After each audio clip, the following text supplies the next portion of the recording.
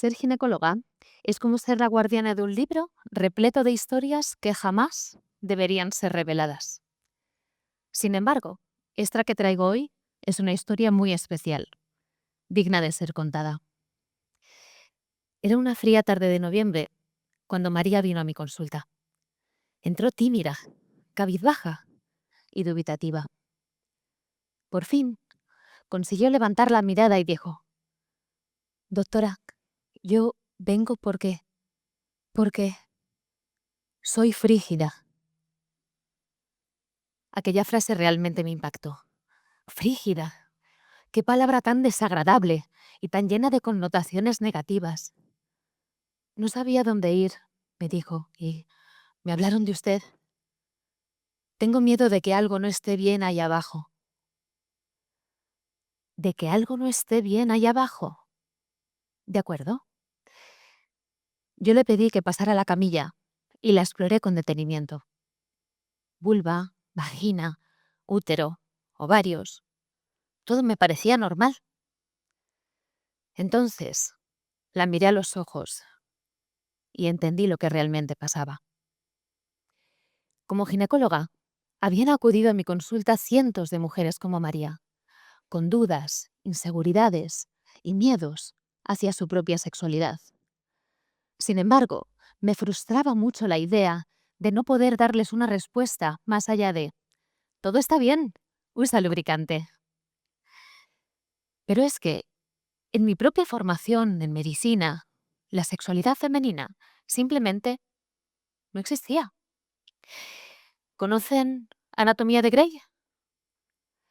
No, no me refiero a la serie de televisión. Me refiero al manual anatómico considerado la Biblia anatómica de la medicina.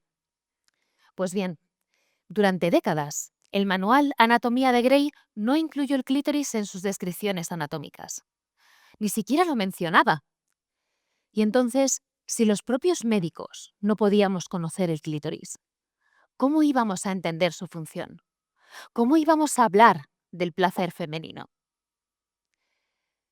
Esta laguna en mi formación fue lo que me hizo especializarme en sexología y en ginecología regenerativa. Necesitaba entender lo que la medicina clásica no entendía. Necesitaba dar respuestas reales a mujeres como María. Entonces le pregunté: «María, ¿te has mirado alguna vez la vulva? ¿Conoces tu placer? ¿Conoces tu clítoris?» ¿Mi qué? Esa frase, sin embargo, no me sorprendió. Y es que, aunque su nombre procede de la antigua Grecia, el clítoris fue redescubierto hace solo 500 años por el doctor Mateo Colombo. Sí, redescubierto. Y entonces me pregunto, ¿y dónde ha estado para la medicina todos estos años? Pues lo mismo que la sexualidad de la mujer. Fue descubierto, olvidado, redescubierto, adorado, pero incluso llegó a ser demonizado. Fijaos, en la Edad Media, el clítoris fue relacionado con una marca del diablo. Se publicó un manual para cazadores de brujas que instruía a buscar lo que llamaban la tetilla del diablo, y que probablemente era el clítoris. Y debido a ello, miles de mujeres fueron acusadas de brujería y ejecutadas solo por tener un cuerpo normal. Y con el paso de los años, la medicina no fue a mucho mejor. Declararon a las mujeres histéricas. ¿Les suena la palabra? Pues la histeria femenina era una enfermedad mental de la mujer.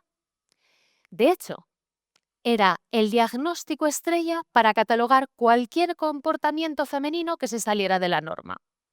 Sufrías de ansiedad, insomnio, depresión, dolor crónico, exceso de emoción, estabas en manos de la histeria. Para la medicina, la histeria nacía en el útero, que se conoce como histera en griego, y se extendía por todo el cuerpo. ¿Pero saben cuál era el principal tratamiento de la histeria? Inducir un paroxismo histérico, es decir, un orgasmo. Y eran los propios médicos los que lo realizaban en consulta mediante masajes pélvicos. Así de surrealista era la medicina. De hecho, la demanda de estos tratamientos fue tan alta que se inventó la primera silla vibratoria, un dispositivo que con el paso de los años evolucionaría en lo que hoy conocemos como los vibradores. Y por si todo este panorama no fuera suficiente, vino Freud con una teoría que complicó aún más las cosas. Según ella, el placer de una mujer madura y sana debía proceder únicamente de la penetración vaginal. Y si no era así, era catalogada de frígida y con tendencia a la temida histeria. Esta teoría creó una duda profunda en muchas mujeres, que empezaron a cuestionarse si su placer a través del clítoris era sano y real. ¿Y qué me cuentan del punto G? Durante décadas nos han dicho que es el punto que descarga los mayores orgasmos femeninos. Sin embargo, a día de hoy la ciencia no ha podido diferenciar un área anatómica diferente en esa zona de la vagina. Aún así, siguen viniendo muchas mujeres a mi consulta a diario porque su marido no les encuentra el punto G. Y es que parece mentira, pero hace solo 20 años nada más, que la medicina descubría el clítoris en toda su extensión gracias a los estudios por resonancia magnética que publicó la doctora Helen O'Connell. Y sin embargo, a día de hoy seguimos pensando que el clítoris es ese botón que nadie encuentra.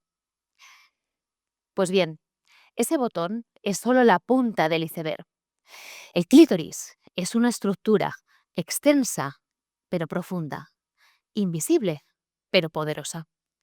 Su zona interior mide entre 9 y 11 centímetros y sus diferentes estructuras abrazan la vagina. ¿Qué puede significar esto?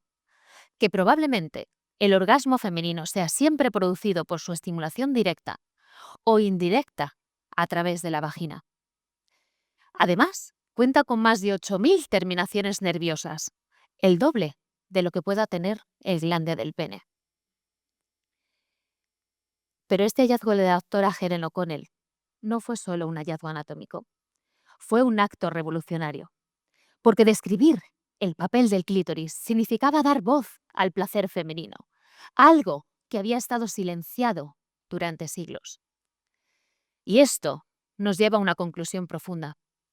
Cómo la ciencia y la medicina, aunque supuestamente objetivas, han estado influenciadas por factores culturales, por creencias y prejuicios que han tenido un impacto directo en la forma en la que entendemos el cuerpo humano. Y ahora, volvamos a María. ¿Cómo no iba a estar llena de mitos, miedos e ignorancia hacia su propia sexualidad? Entonces le dije, María, no hay nada malo ahí abajo. El problema está aquí arriba. Pero esta no es solo la historia de María, es la historia de todas nosotras. Durante siglos se nos ha enseñado a sentir vergüenza, a dudar de nuestros cuerpos y a reprimir nuestros deseos. Pero ya basta. Es hora de reconectar, de darnos el permiso de conocernos y de reivindicar el placer como un derecho. Porque la sexualidad femenina no es vergonzosa, no es un tabú y no es pecado, es poderosa. Así que hoy les pregunto, ¿estamos dispuestas a reclamar lo que siempre fue nuestro? El momento es ahora y el futuro nos pertenece. Gracias.